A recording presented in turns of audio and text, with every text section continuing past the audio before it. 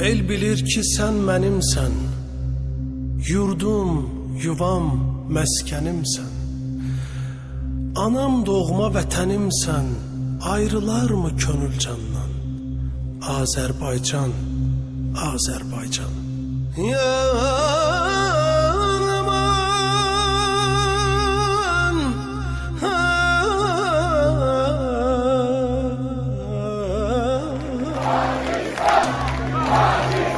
Anam doğma vətənimsən, ayrılar mı könül candan?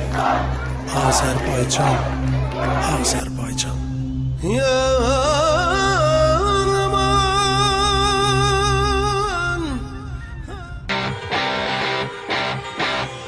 Odlar yurdu doğma diyar, qədim tarix məbədimsən sən.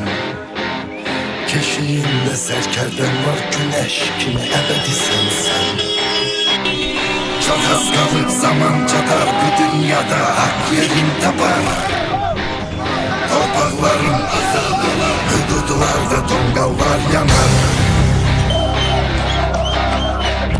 Qarabağın düşüb qana intiqama çağırır bizi. Siz sarılın silahlara qoy, məhv olsun düşmənimizi.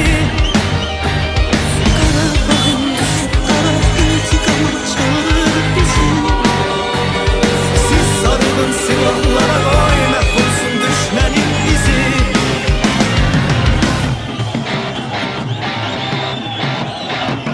Odlar yurdu doğma diyar, qədim tarix məbədimsən sən. Keşiyində sərkərdən var, güneş kimi əbədisən sən. Çok az kalıb zaman çatar, bu dünyada hak yerin